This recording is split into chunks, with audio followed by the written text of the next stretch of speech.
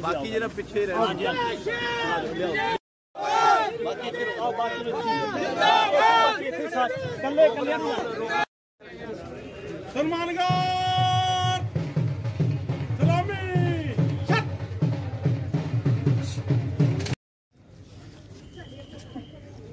Guard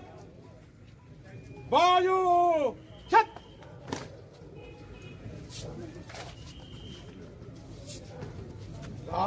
छत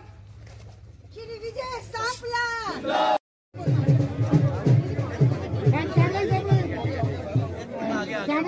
विजय सांपला विजय सांपला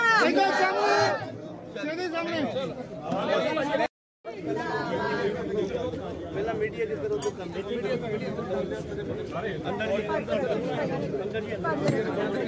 छुट्टी पाइए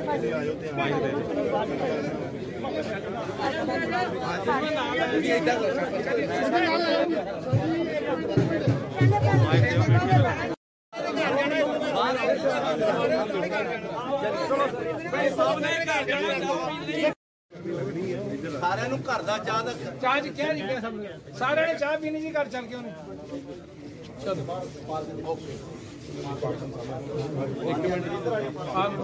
एक मिनट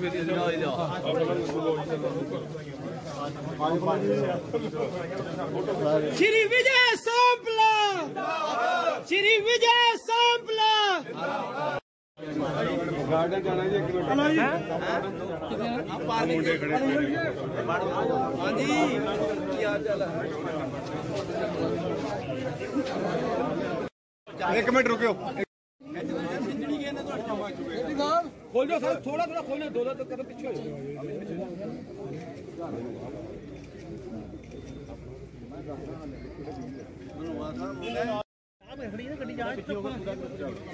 हाँ जी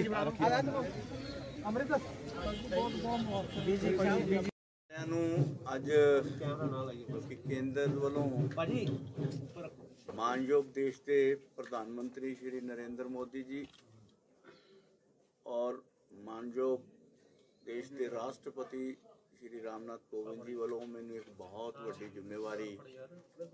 ਜਿਹੜੀ ਦਿੱਤੀ ਗਈ ਹੈ ਕਿ ਅਨੁਸੂਚਿਤ ਜਾਤੀ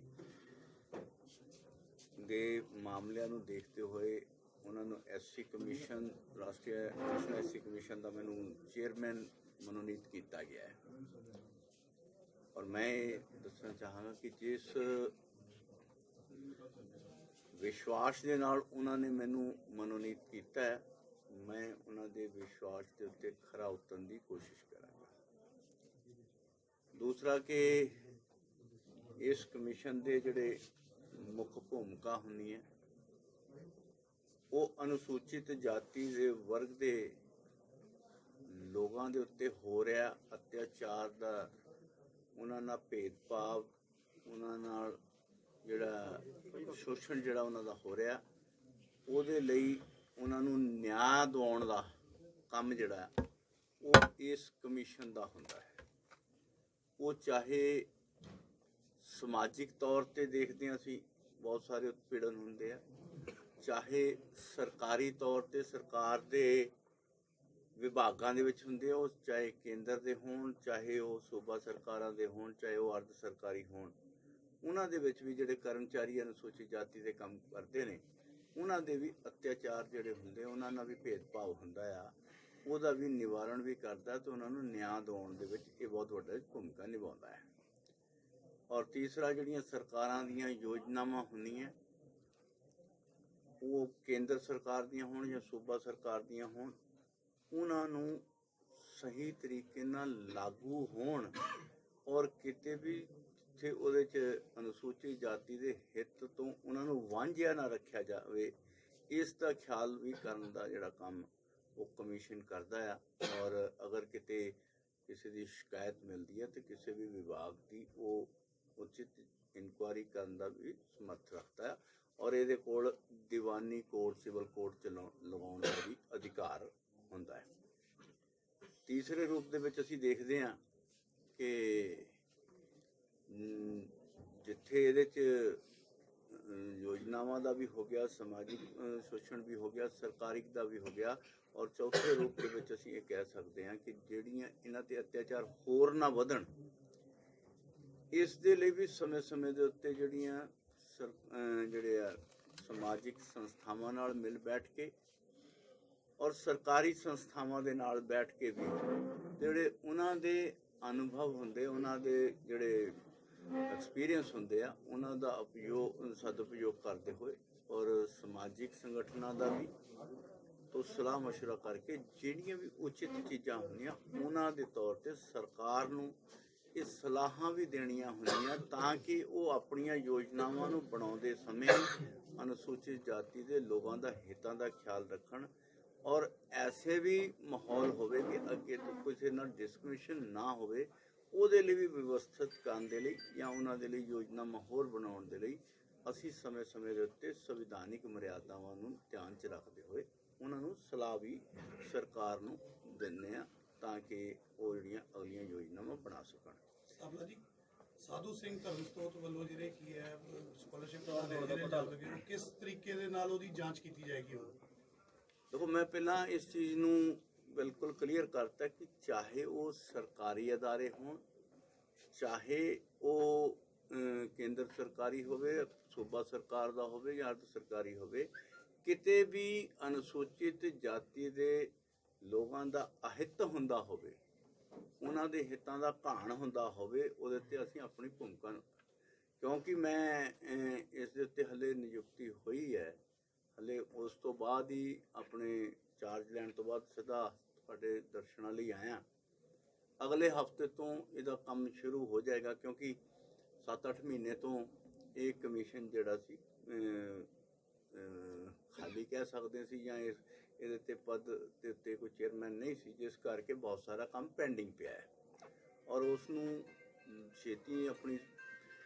ਸਪੀਡ ਵਧਾ ਕੇ, ਆਪਣੀ ਕੰਮ ਦੀ ਸ਼ੈਲੀ ਨੂੰ ਵਧਾ ਕੇ ਔਰ ਇਹਨੂੰ ਛੇਤੀ ਨਿਬੇੜੀਏ। ਔਰ ਜਿੱਥੇ ਵੀ, ਔਰ ਮੈਂ ਇਹ ਵੀ ਜ਼ਰੂਰ ਕਹਾਂਗਾ ਕਿ ਕਿਸੇ ਵੀ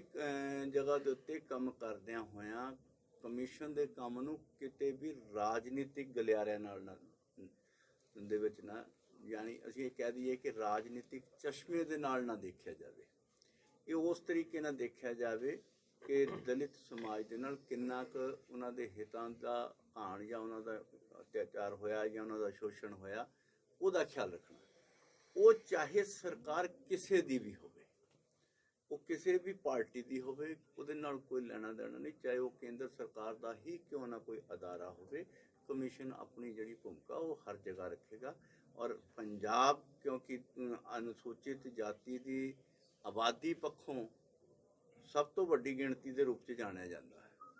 ਇਸ ਕਰਕੇ ਇੱਥੇ ਅਤਿਆਚਾਰ ਦੇ ਜਾਂ ਐਸੇ ਕੇਸਿਸ ਦਾ ਹੋਣਾ ਜ਼ਰੂਰੀ ਵੀ ਸੁਭਾਵਿਕ ਹੈ। ਪਰ ਉੱਥੇ ਜਿਹੜਾ ਜਿੱਥੇ ਵੀ ਉਹ ਹੋਏਗਾ, ਉਹ ਪੂਰੇ ਦੇਸ਼ ਦੇ ਵਿੱਚ ਅਤਿਆਚਾਰ ਹੋ ਰਿਹਾ ਔਰ ਸਾਰੀ ਜਗ੍ਹਾ 'ਤੇ ਕੰਮ ਕਰਾਂਗੇ ਔਰ ਉਹਦੇ ਲਈ ਕਿਤੇ ਵੀ ਹੋਵੇ। ਔਰ ਸਰਕਾਰ ਦੀਆਂ ਯੋਜਨਾਵਾਂ, ਜਿਵੇਂ ਮੈਂ ਕਿਹਾ ਕਿ ਬਹੁਤ ਰੂਪ 'ਚ ਅਸੀਂ ਦੇਖਿਆ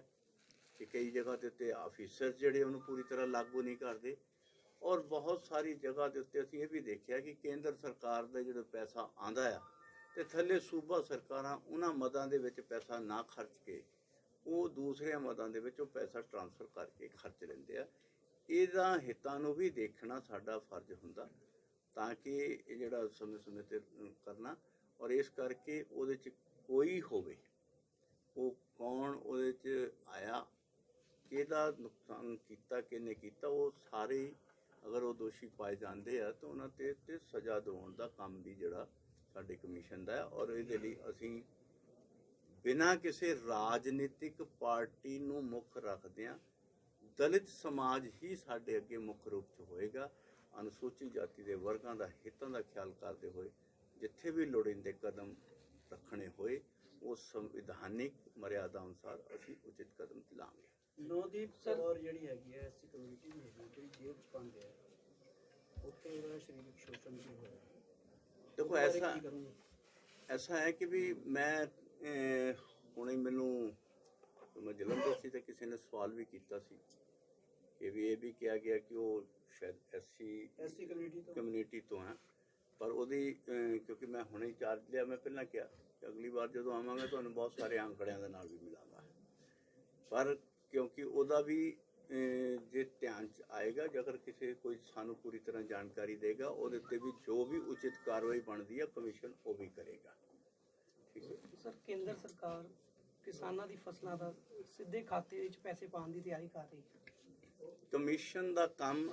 ਰਾਜਨੀਤਿਕ ਗੱਲਾਂ ਦਾ ਨਾਲ ਕੋਈ ਲੈਣਾ ਦੇਣਾ ਨਹੀਂ। ਸਿਰਫ ਪਹਿਲਾਂ ਮੇਰੀ ਭੂਮਿਕਾ ਕੀ ਸੀ ਉਹ ਅਲੱਗ ਸੀ, ਹੁਣ ਅਨੁਸੂਚਿਤ ਜਾਤੀ ਦੇ ਹਿੱਤਾਂ ਨੂੰ ਹੀ ਮੁੱਖ ਰੱਖਦੇ ਹੋਏ ਸਿਰਫ ਉਹਦੇ ਲਈ ਕੰਮ ਕਰਾਂਗਾ। ਹੁਣ ਰਾਜਨੀਤਿਕ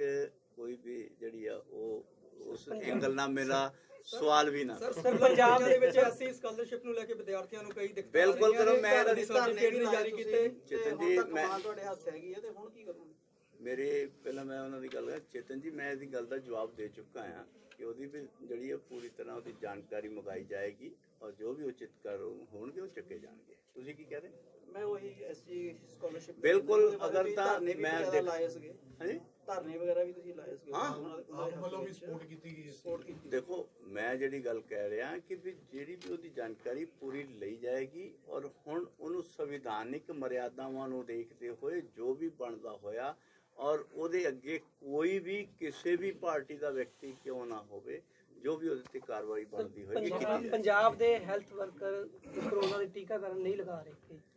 ਮੈਂ ਫਿਰ ਕਿਹਾ ਕਿ ਕਿਤੇ ਅਨੁਸੂਚਿਤ ਜਾਤੀ ਦਾ ਸ਼ੋਸ਼ਣ ਹੁੰਦਾ ਆ, ਉਹਦੇ ਬਾਰੇ ਮੈਨੂੰ ਦੱਸੋ। ਅਗਰ ਮੈਂ ਨਾਲ ਇਹ ਵੀ ਕਹਾਂਗਾ ਕਿ ਬਹੁਤ ਸਾਰੀਆਂ ਚੀਜ਼ਾਂ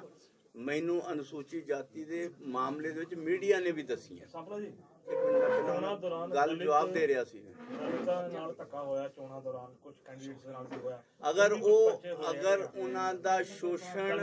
ਕਮਿਊਨਿਟੀ ਕਰਕੇ ਹੋਏਗਾ ਤੇ ਕੰਪਲੇਂਟ ਆਏਗੀ, ਉਹਦੇ ਤੇ ਜਾਣਕਾਰੀ ਚ ਲਿਆਂਦਾ ਜਾਏਗਾ ਤੇ ਜ਼ਰੂਰ ਕਾਰਵਾਈ ਹੋਏਗੀ। ਅਗਰ ਉਹਦਾ ਸ਼ੋਸ਼ਣ ਜਿਹੜੀ ਉਹਦੀ ਜਾਤੀ ਦੇ ਨਾਲ ਆਧਾਰਿਤ ਹੋਇਆ। ਠੀਕ ਹੈ।